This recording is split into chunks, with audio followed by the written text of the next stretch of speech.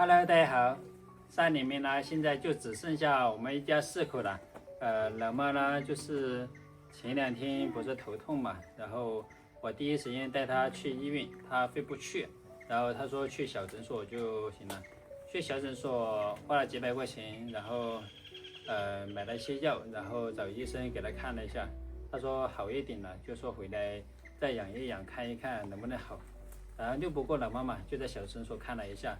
然后昨天他又说，早上起来那个头昏啊，就像地震了一样，也要翻过去，也要翻过来那种，就像在船上坐着发生台风了那种感觉，就很怕那种感觉。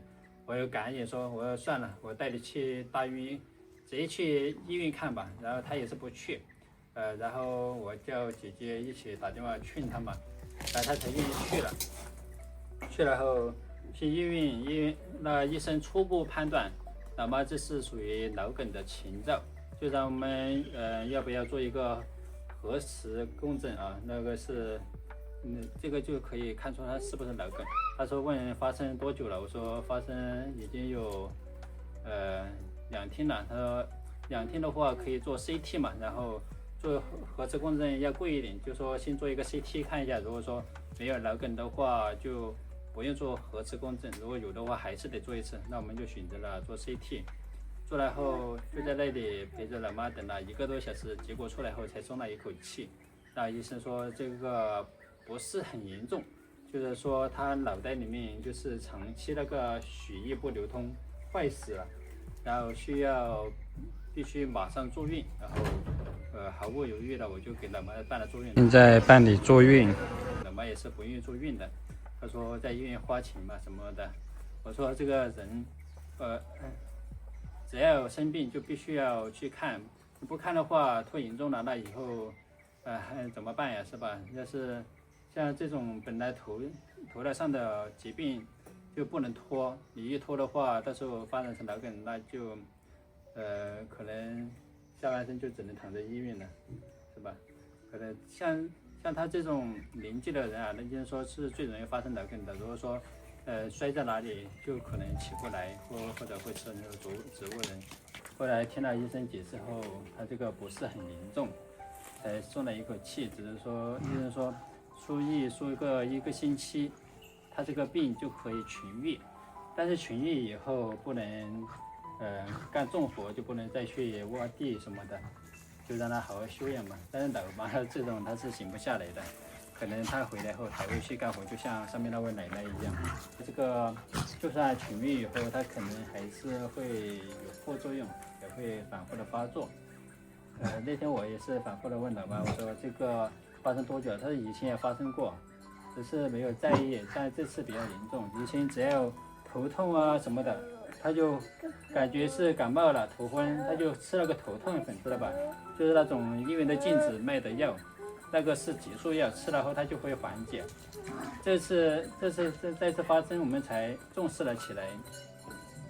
所以说，真的，人到一定的年纪啊，只要有点小毛病，就必须得马上去医院，不能去一些小诊所。通过这次啊，我感觉老妈这一生确实很不值。你看，年轻时刚嫁给老爸，才嫁过来几天就被老爸暴力倾向，被老爸打骂。然后现在好不容易熬出头了，然后我们也有能力了，我们能照顾老妈了，然后他又要去干活，要去打扫卫生。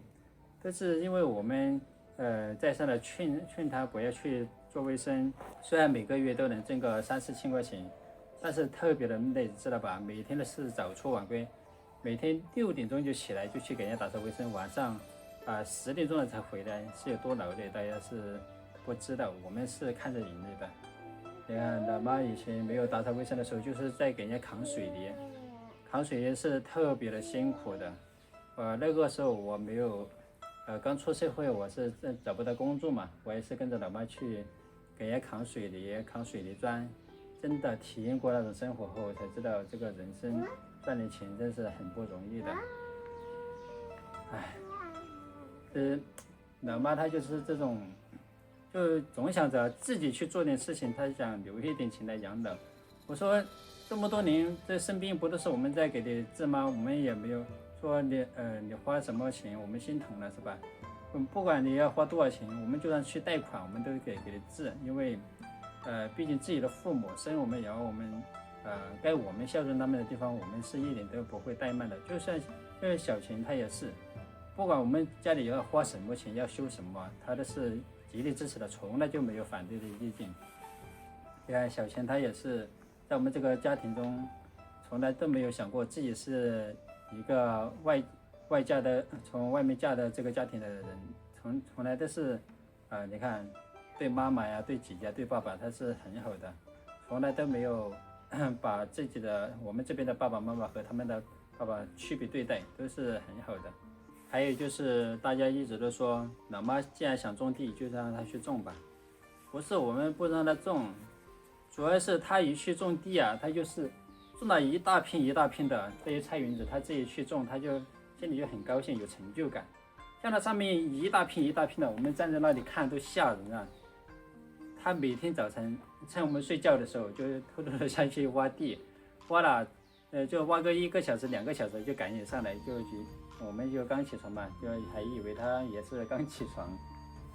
今天去挖一点，明天去挖一点。那天我就去下面我去找他，发现他下面已经挖了一大片的地，然后油菜都种了一大片了，我才知道他每天都去做的。以为我们上次劝了他就不去种地了，我也是让姐姐打电话劝他嘛，他一开始都同意了不去种，没想到他自己又把他下面那几块地给种起来了。